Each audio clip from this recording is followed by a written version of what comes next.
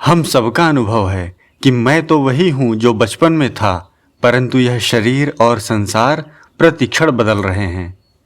इसी प्रकार शास्त्र बताते हैं कि परमात्मा हैं।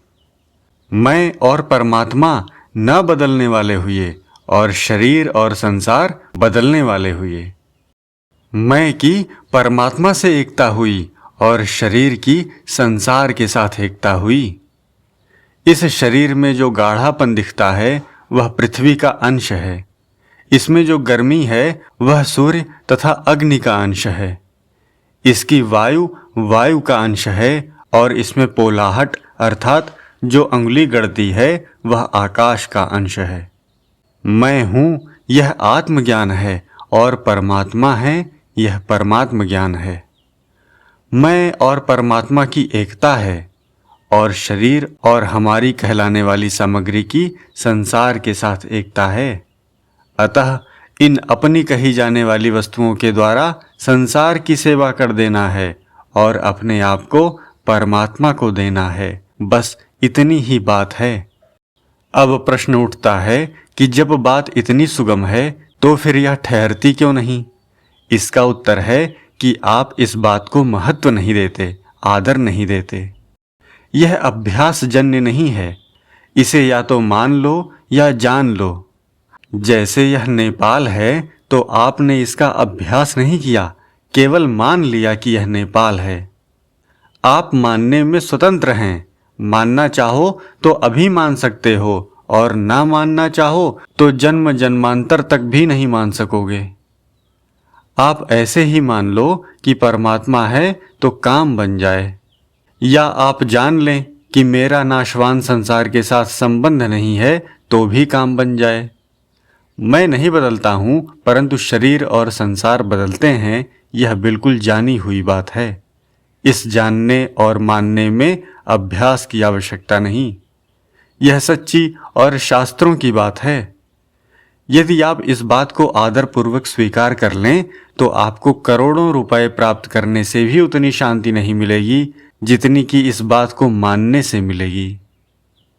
एक बात और है कि आप उस बात को महत्व नहीं देते जो बात मुफ्त में मिल जाती है। यदि एक एक बात पर 100 रुपयों का टैक्स लगा दें तो शायद उस बात को आदर दोगे। और खूब भटकने के बाद, बद्रीनारायण जैसे पहाड़ों में घूमने के बाद यही बात प्राप्त होती तो इसे महत्व देते और मान लेते। अभी घर बैठे बिना कीमत के बात मिल रही है, अतः महत्व नहीं देते।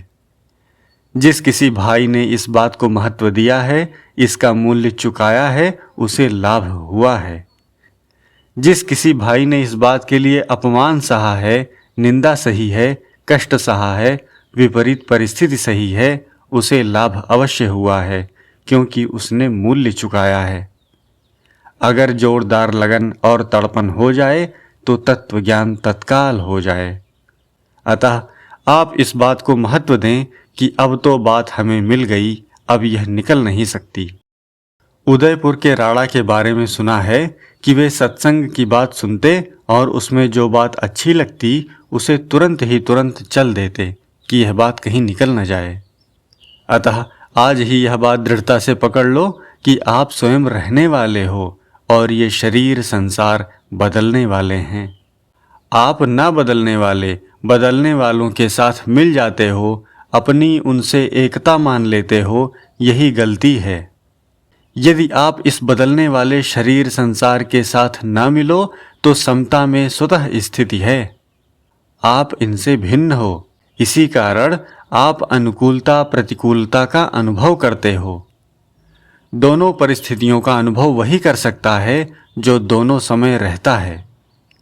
आप परिस्थिति के प्रभाव को स्वीकार करते हो तभी सुखी दुखी रहते हो। यदि परिस्थिति के प्रभाव को स्वीकार न करो तो न सुख होगा न दुख, समता में स्वतः स्थिति हो जाएगी।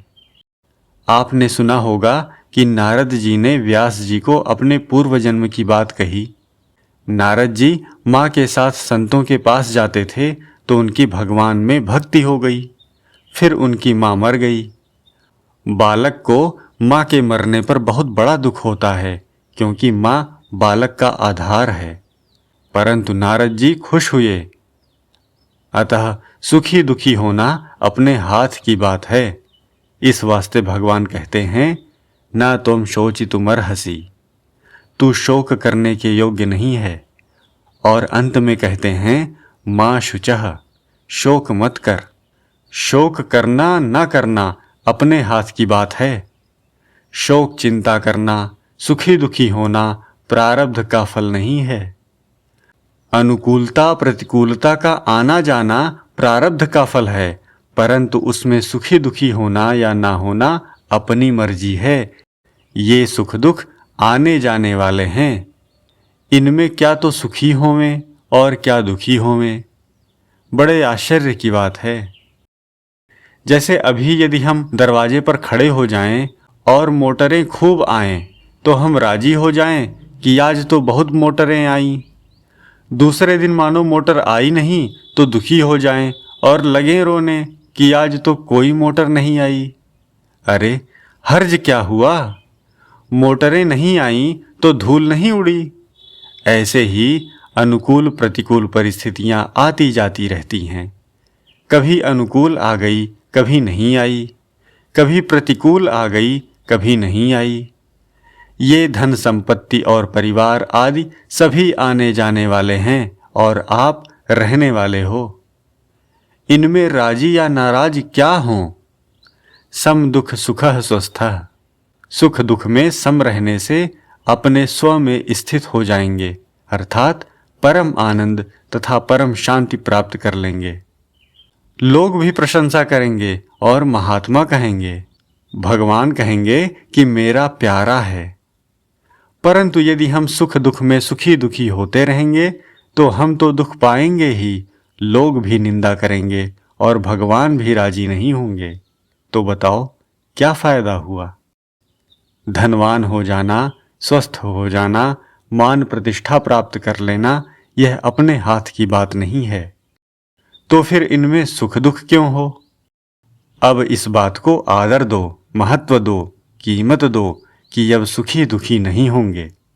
इस बात को सीखना नहीं है, इसका अभ्यास नहीं करना है, इसे तो मानना है। फिर बार बार याद करने की आवश्यकता नहीं है। जैसे आपने अपने आप को ब्राह्मण या क्षत्रिय या वैश्य मान लिया, अब काम धंधा करते हुए, खाना पीना करते हुए यह याद नहीं करना पड़ता, स्वतः याद रहता है। यदि न याद रहे तो भी कोई भूल नहीं होती। भूल कब मानी जाएगी? कि आप ब्राह्मण हो पर अपने आप को ब्राह्मण स्वीकार न करके शूद्र मान लें। इसी प्रकार मैं परमात्मा का हूं यह मान लो, फिर भले ही काम आदि करते समय आप भूल जाएं, परंतु यह भूल नहीं मानी जाएगी। भूल कब मानी जाएगी? भूल उस समय मानी जाएगी जिस समय आप मान लेंगे कि मैं परमात्मा का नहीं हूं। यदि आप ऐसा नहीं मानते तो अखंड मान्यता भीतर रहेगी। जैसे अपने नाम, जाति, स्थान, देश के साथ अखंड मान्यता हो जाती है, इसी प्रकार परमात्मा के साथ अखंड मान्यता हो जाएगी। ये नाम, जाति, स्थान, देश, शरीर आदि तो अपने हैं नहीं, केवल माने हुए हैं। परंतु परमात्मा अपने हैं। स्वयं भगवान, सद्ग्रंथ तथा संत ऐसा कहते हैं। अतः आज ही अभी अभी यह बात मान लो कि मैं परमात्मा का हूँ और परमात्मा मेरे हैं।